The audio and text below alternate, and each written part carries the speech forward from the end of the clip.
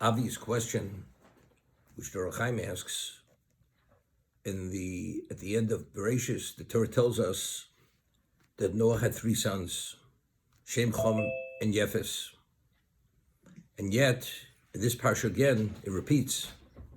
It says, Noach v'yoled Noach shlosha banim. Noach fathered three sons, Shem, Chom, Yefes. Why does it have to repeat it? The Torah already had said at the end of Parshas Bereshis that Noach, at the age of 500, began having children, Hashem Chom v'Yofes. Why does to repeat it? So over here, it's very interesting. The Sefarno, in his commentary, he alludes to and he addresses it. The Torah tells us in the first pasuk, Es Elokim Salech Noach. What does that mean? We find by the Ovos HaKadoshim, Vayikru B'Shem Hashem, term we're going to see, they called the name of God. What is the meaning they called the name of God? So over there, all the commentators explain, Avram did outreach, Yitzchak did outreach, and Yaakov did outreach. They went out to influence the members of the generations to become monotheists, to adhere to the 7 Noahide laws. That was V'yikra B'Shem Hashem. They called the name of Hashem. We find by Avram Avinu, he built the Mizbeach. He didn't bring a sacrifice. It was just an edifice to indicate certain things, and that was his location, which he would call the name of Hashem. That was his outreach location. Now the question is, Noach didn't have children. He was 500 years old. So evidently he wasn't able to have children. Why did he merit to have children? What schus did he have? So over here, the way the Shvarna learns, if you have a Mikros Kedolos Chumash V'yoled Noach, when he began admonishing the members of his generation, due to that he merited to have sons, to have children. Meaning, at the end of Parshas Bereshis, he had three sons. Here the Torah is revealing what was the merit that he had three sons. Because it says, Esel Kimasalech Noach, and immediately afterwards it says, meaning he walked with God. What does it mean? Esel Kimasalech Noach, he did his outreach by interacting with the members of his generation and dealing with all the issues. And then after he did that, immediately, that is the reason why he was able to father the three sons, as Shem, as Chom, as Yofes. Because of that.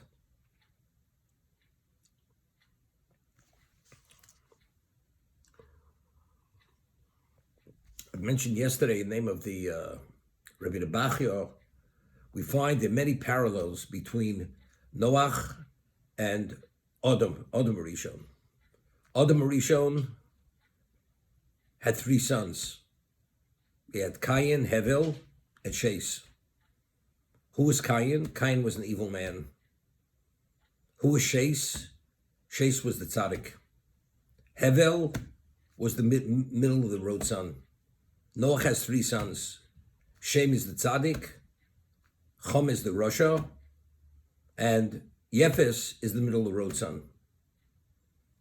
We're going to show later, from the parsha later, that Noach was not a continuum of the previous existence, but rather, when Noach came out of the Teva, this was the beginning of a new existence. Why? Because we see that after Noach comes out of the ark, Hashem gives a bracha to Noach, Prurevu, Umilas Oretz, literally verbatim. The same bracha that he had given Adam Rishon, be fruitful, procreate, and fill the world. You will dominate all life. It's the exact same bracha. We find Adam, he had brought a korban the day he was created, as based on a pasuk in Tehillim. Noach, he comes out of the Teva, he brings korbanos. There's tremendous parallels between Adam and Noach. When Adam was created, God spoke to him, had a communication with him. And then he had children. We find Adam, after he had the communication with God, he had children. Here, God communicates with Noach, and what was the communication? I will destroy the generation if they don't turn around in 120 years. And Odo and Noach immediately begins his mission. He begins building the Teva. As we mentioned, that was the focal point. So people would see this, out of curiosity, they would get engaged in this dialogue, and this was the beginning of the outreach. So the Sforno says, in what merit did he have children? In the merit that he was Mochiach B'nei Doro, that he began admonishing the members of his generation, and that merit, he merited to have children, which he did not have, which was after the age of 500. Isn't the simplest answer here? Because when I read the pasuk, I don't see where he's giving tochacha to anybody.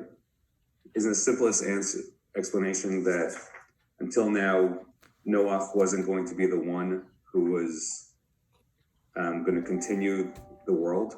I mean, God chose him to be the one who's going to be the continuation. He can't go on the table by himself. He needs to have children. Therefore, once it says Hashem is going to Noach, he needs to have children. Okay, let's appreciate the question. The question was, at the end of Parshas Bereshis, it says Noach at the age of 500 began having children, and the three children were Shem, Chom, and Yefes. And here the Torah says Noach had three children, Shem, Chom, and Yefes. Why is Torah repeating it? When we begin speaking about going into the table, we already know he had three children. Hashem says to Noach, you, your children, and their wives, and your wife go into the table. That's it.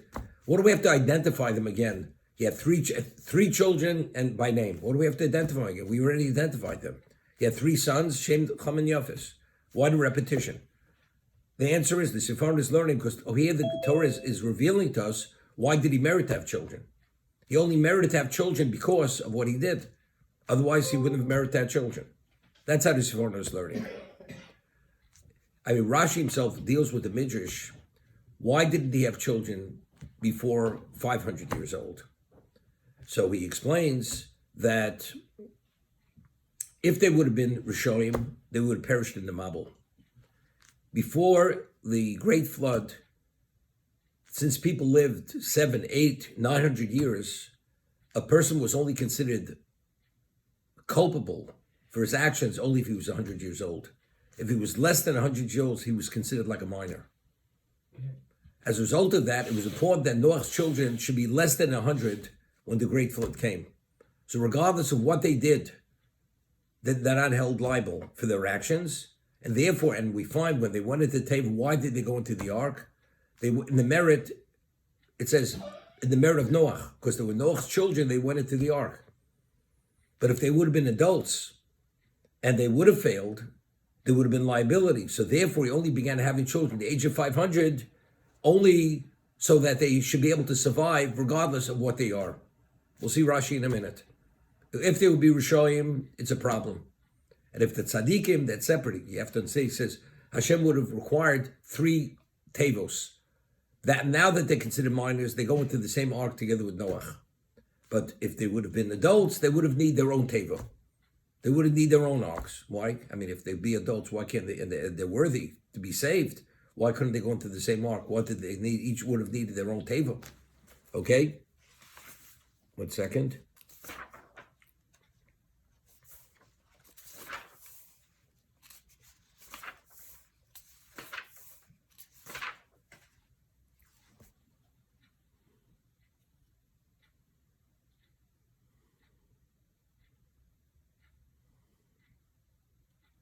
Take a look in portion of Bereshis, Posuk Lamed Beis. Perek, Hey, Posuk Lamed Beis, in Bereshis. The Torah says, Noach bechamesh me'u shana, v'yoled Noach eshem eschom esyofis. See over there. When he was 500 years old, he fathered Shem eschom esyofis. Over there, it doesn't say the number. I mean, the Ohr HaChaim HaKodesh discusses this. Over there, it doesn't say Noach at the age of 500 gave birth to 3 children. It says he gave birth to Shem Eschom V'Siyefes. Here it says V'yol Noach Shlosha Bonim. Here we're emphasizing the 3. I mean, first of all, it's obvious. The 3. Why does there have to say 3? The Ohr HaChaim HaKodesh deals with it over here. But over there, it doesn't mention 3.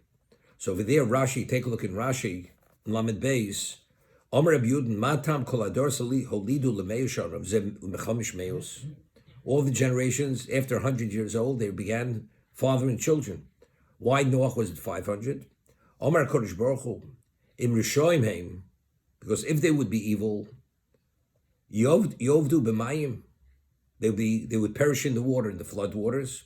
V'ralet Tzadik Zeh, and it would be bad for the tzaddik to see his children perish. So Hashem didn't want to allow that to happen to Noach. V'im tzadikim heim, and if they be tzadikim, atrich olav lasos tevos harbe, he'd be burdened with building multiple tevos. Now the question is why? And if the tzaddikim, why can't they go into the same ark together with him? Right? Seems to be. If they're Rishoyim, we understand. It'll cause Noach pain. Kovesh es mayono, so it says, therefore he did not procreate. V'lo holid achu ben tov kupshono. Kadesh lo yeyefes hagod sheborav roy lo onchin lifnei amabel. That Yefes would not be held liable for his actions. D'chsiv ki hanar ben meo shona yomos. The nar, the lad, only is liable for the death, to die, only if he's 100 years old. So since every one of his children would be less than 100, they'd be considered like minors. And this is before Matan Torah. Okay?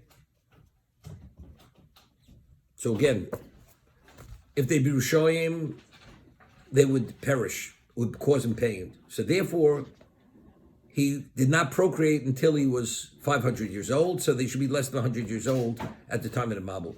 But why, if they be tzaddikim, why would he have to build a teva for each one of them?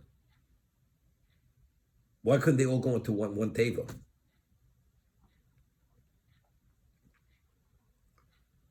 Now, what was the teva? What was the ark? The teva itself identified that was the world. So the way I understand it is that it's not simple. I mean, the question is a better question than what I'm going to say right now. That the world begins with one person. Everything begins with one. Even it seems to be, even if Noach is their father, and they only exist because of him, but that the tzaddikim, they have their own identity, right? So therefore, who's the father of all mankind? Noach. Noach is the equivalent of Adam. He's the father of all mankind. He's the beginning of the new existence, as I said, due to the parallels. If they be tzaddikim, they can't be, because what comes out of the ark, this is the beginning. The beginning doesn't start from 3. Each person has to have his own individual identity. So therefore, each one will require his own ark. The ark itself is the beginning. Coming out of that ark is the beginning of creation, beginning of existence. So his children would assume the exact identity as Noach, because the teva is pre-existence. Coming out of the teva is beginning of existence. So if you have 3 people, 4 people, each of them in their own right are worthy to begin the beginning, each one has to be identified as the founding or the founders of existence. Being less than 100, they don't have their own identity. They're under the identity of the Father. I asked the question, we find that they were not permitted to procreate in the Teva. Now the question is why? Chum actually had relations in the Teva. And because of that, Chazal said that's why he became black. And who did he have relations with? Had relations with a dog. With a dog. And he was a Russia. Chum did not heed the dictate, they have to be separated. Now, why were you not permitted to procreate in the Teva, to do the act of procreation? Alan, do you remember what I said? Procreation is the closest thing to creation. That's what it's called, procreation. What is procreation? The 2 terms used, we find at the beginning of creation. There's Bria and there's Yitzira. What's the difference between Bria and Yitzira? Bria is creation. Yitzira is formation. Formation means you have all the various ingredients and you put them together and you create whatever you create, or components. Bria is ex nihilo. Nothing existed and now something comes into existence. Procreation, basically nothing exists. You have the sperm, you have the ovum. 9 months later, if it's fertilized and the woman conceives, you have a child. It's like from nothing you have something. So we're saying being in the teva is the equivalent of pre-creation. That means right now the world doesn't exist. The world only came into being when God began creating. When they left the teva, that was the beginning of creation. Therefore, only then were they permitted to procreate. In the teva, this is procreation. This is pre-creation. God is not in the creative mode. As I pointed out, what was the state of being before existence? It says, Choshech al pnei sahom. It was tov vavo choshech al pnei sahom. What was taking place outside the teva during this period of the year? The luminaries didn't function. The world was covered in water, and there was darkness. So what existed outside of the teva during this period of the year? Ruach Elokim rachev sapnei hamayim. That's pre-creation. Pre-creation, there is no procreation. That's the reason why they were not permitted to procreate in the teva, for that reason.